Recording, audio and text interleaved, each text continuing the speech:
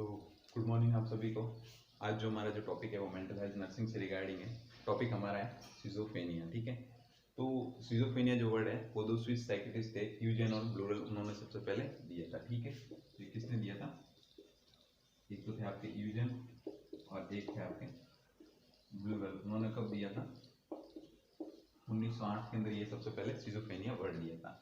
और इस वर्ड को यानी कि इसको ब्रेक करने पे जो है दो वर्ड बनते हैं, यानी कि इसका मीन्स बताया था। एक वर्ड था स्किजो, एक वर्ड था आपका फ्रेन। इसका मीन्स होता है स्प्लिट और इसका मीन्स होता है आपका माइंड।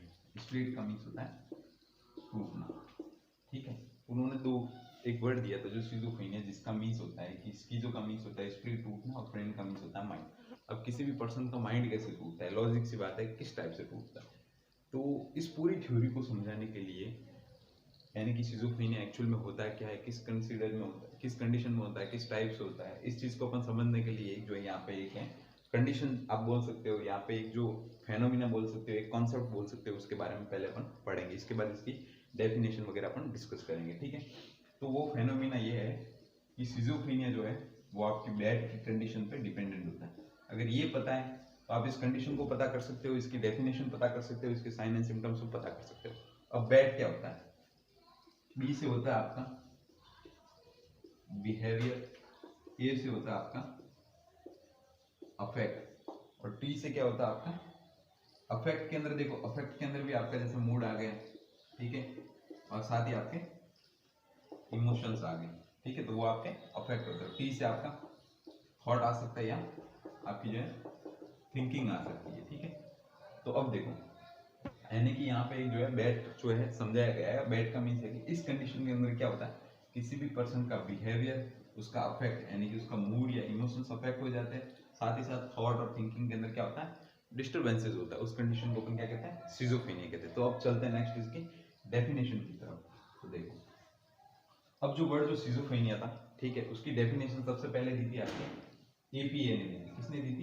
एपीए ने, अमेरिकन साइकेट्रिक एसोसिएशन ने। तो एपीए ने इसकी डेफिनेशन के अंदर क्या बताया था? It is a psychotic condition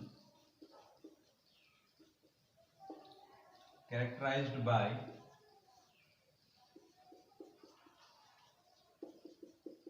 alteration इन, अब आपकी बैड यानी बी से आपका हो गया बिहेवियर, ए से हो गया आपका अफेक्ट के अंदर आपका आ जाएगा मूड और टी से हो गया आपकी थिंकिंग, ठीक है। It is a psychotic disorder, ये एक टाइप का साइकोटिक डिसऑर्डर है या कंडीशन है। कैरेक्टराइज्ड बाय, किस चीज से इसको आप कैरेक्टराइज कर सकते हो कि अल्ट्रेशन है। किन चीजों के अंदर अल्ट्रेशन होगा? एक आपके बिहेवियर के अंदर, दूसरा आपके मूड के अंदर, तीसरा आपकी थिंकिंग के अंदर।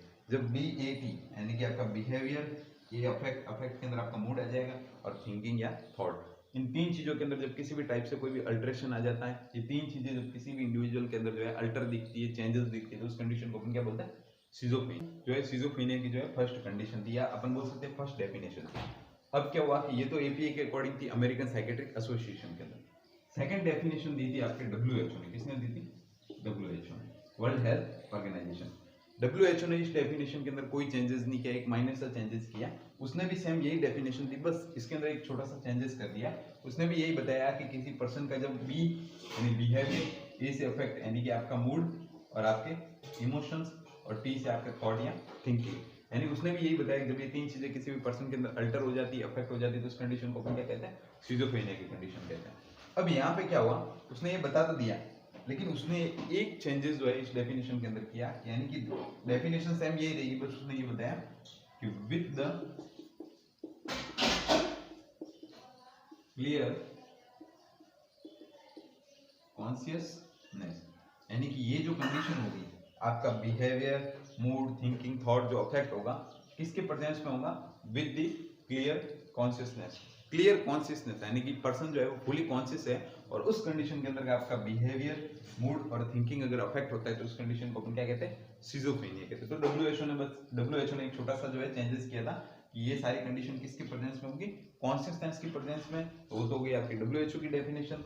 और आपके EPA ने क्या बताया कि किसी भी पर्सन का जब बैड अफेक्ट हो जाता है, बिहेवियर, मूड और थिंकिंग या थॉट अफेक्ट हो जाता है, उस कंडीशन को अपन क्या कहते हैं, सिजोफ्रेनिया कहते हैं। नेक्स्ट अभी जो अपन डिस्कशन करेंगे एक बार इस इटियोलॉजिकल फैक्टर के बारे में करेंगे, उसके बाद जो है यानी कि इसका क्लासिफिकेशन किस टाइप से होता है इसके बारे में डिस्कस करते हैं। अपन डिस्कस करते हैं इसके इटियोलॉजिकल फैक्टर के बारे में या इसकी इटियोलॉजी के बारे में। तब देखो किसी भी पर्सन के अंदर उसका बिहेवियर, मूड, थॉट, थिंकिंग, ये सारी चीजें कब अफेक्ट होगी, ठीक है। तो इसके पीछे जो है कुछ रीजन और जैसे कुछ जो है यहाँ पे पॉजिटिव फैक्टर। सबसे पहला ये था कि अल्ट्रेशन इन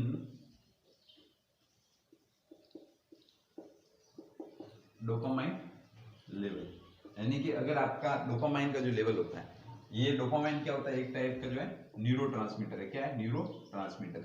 न्यूरोट्रांसमीटर्स बॉडी के अंदर बहुत टाइप के न्यूरोट्रांसमीटर होते हैं, सबके अलग अलग टाइप के फंक्शन होते हैं। तो डोपामाइन जो है इसका फंक्शन होता है एक तो आपके मूड को मेंटेन रखना, किसको, मूड को, किसी भी पर्सन के मूड को मेंटेन रखना, साथ ही उसकी जो है अपन बोल सकते हैं कि उसकी जो है मसल्स मूवमेंट या मसल्स मूवमेंट को क्या रखना, यानी कि मसल्स मूवमेंट को कोऑर्डिनेट करना या मूड को कोऑर्डिनेट करना, मूड को जो है कंट्रोल में रखना।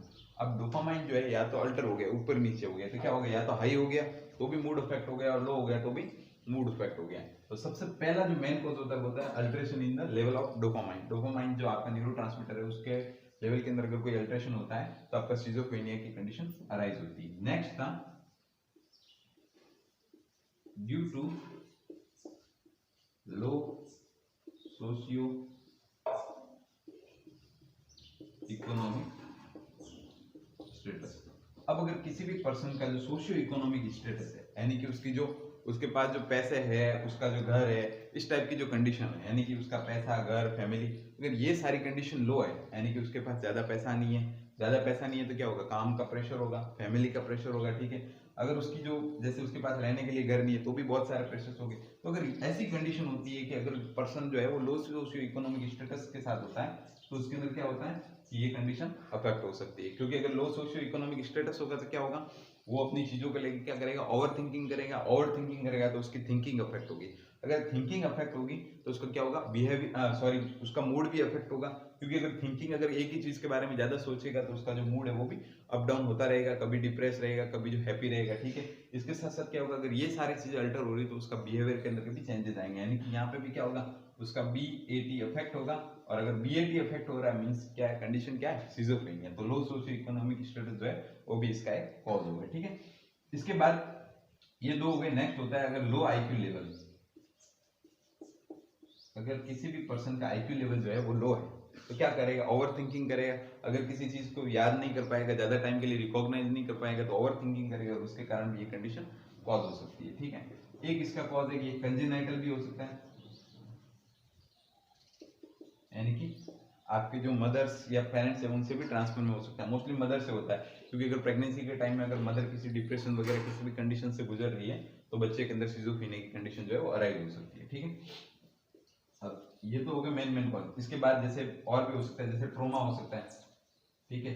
अगर किसी को कोई एक्सीडेंटल इंजरी हुई है ब्रेन के अंदर तो हो सकता है, ठीक है। इसके अलावा जैसे कोई अगर ब्रेन ट्यूमर वगैरह उनकी जो हिस्ट्री है तो उनके कारण भी जो आपका सिजोफ्रेनिया कॉज हो सकता है। तो मेन ये जो है आपके सिजोफ्रेनिया के पॉजिटिव एजेंट होते हैं, या आपकी जो बोल सकते हो आप जो है इटियोलॉजी का। अब नेक्स्ट जो है वो पढ़ेंगे अपन इसका क्लासिफिकेशन, सिजोफ्रेनिया का क्लासिफिकेशन। तो आपका जो सिजोफ्रेनिया को क्लासिफिकेशन जो है वो आपका शुरू होता है F20 से F29 के बीच। ये F20 F29 क्या है कि आपकी एक यूनिट है इसके अंदर, जिसके अंदर बहुत सारे जो है साइकेट्रिक के चैप्टर दे रखे हैं, ठीक है। अलग अलग first chapter, second, third, fourth, fifth वगैरह सब चैप्टर उनके अंदर जो है अलग अलग टाइप की इसके अंदर बताया गया है, ठीक है। अलग अलग जो है यानी कि किस डिजीज को किस कंडीशन के अंदर रखना है, कितने नंबर के अंदर रखना है, किस एफ के अकॉर्डिंग जो उसका जो कोडिंग है उसके अकॉर्डिंग रखना है। अब यहाँ पे क्या है कि आपकी जितने भी मेंटल डिसऑर्डर है उनको F0 से F100 के बीच रखा गया है। किसके, F0 से F100 के बीच। और उसका एक छोटा सा पार्ट क्या है F20 से F29 जिसके अंदर आपका सिजोफ्रेनिया आता है।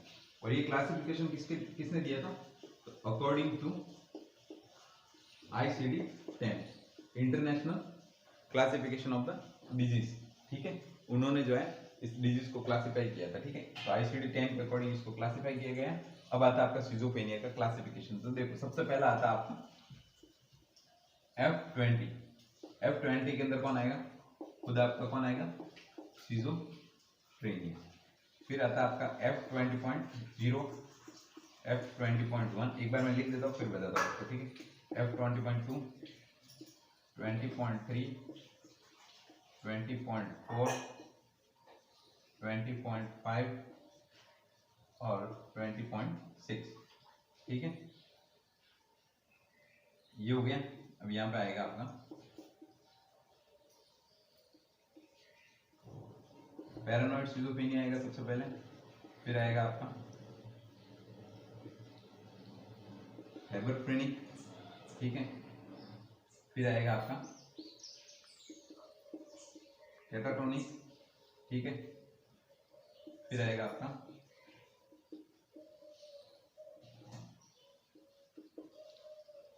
अनडिफरेंशिएटेड, ठीक है। फिर आएगा आपका PSD, पोस्ट सिजोफ्रेनिक डिप्रेशन, ठीक है। फिर आएगा आपका रेजिडुअल और फिर आएगा आपका सिंपल सिजोफ्रेनिया। तो ये मेन आपका सिजोफ्रेनिया का क्लासिफिकेशन, ठीक है। अब देखो F20 खुद जो है सिजोफ्रेनिया हो गया, जिसको आप अलग ही रख लो, ठीक है। यहाँ से मेन क्लासिफिकेशन है F20.0 है आपका पैरानॉइड, F20.1 जो है वो हेबरफ्रेनिक है, F20.2 जो है कैटाटोनिक है, 3 जो है आपका वो अनडिफरेंशिएटेड है, फिर नेक्स्ट 4 पे जो है वो आपका PSD, पोस्ट सिजोफ्रेनिक डिप्रेशन, ठीक है। 5 पे जो है वो आपका रेजिडुअल और 6 पे जो है वो सिंपल सिजोफ्रेनिया, ठीक है। अब देखो इसका क्लासिफिकेशन याद करने के लिए एक अच्छा सा मेथड बता देता हूँ, ठीक है। उस मेथड के अकॉर्डिंग क्या है कि देखो एक ट्रिक बता देता हूँ। सबसे पहला क्या है, PHC, क्या है, पैरानॉइड हेबरफ्रेनिक कैटाटोनिक, यानी कि PHC। कहाँ की PHC, यूपी, कहाँ की, यूपी की, उत्तर प्रदेश की। अनडिफरेंशिएटेड PhD के अंदर आ जाएगा आपका। फिर नेक्स्ट आएगा आपका RS, रेजिडुअल यानी सिंपल। इसको याद करने के लिए बेस्ट तरीका क्या है, RS यानी कि रोहित राज सिंह। तो ये मेन आपका सिजोफ्रेनिया का क्लासिफिकेशन है। नेक्स्ट क्लास के अंदर जो है अपन इसको डिस्कस करेंगे, इसका क्लासिफिकेशन जो है वो अपन कंप्लीटली पढ़ेंगे, किस टाइप से इसको क्लासिफाई किया जाता है, किस टाइप से जो है इसके जो नेक्स्ट जो है साइन एंड सिम्टम आते हैं, ठीक है, इसके अंदर क्या क्या ट्रीटमेंट होता है, ये सारी चीजें करेंगे। Thank you.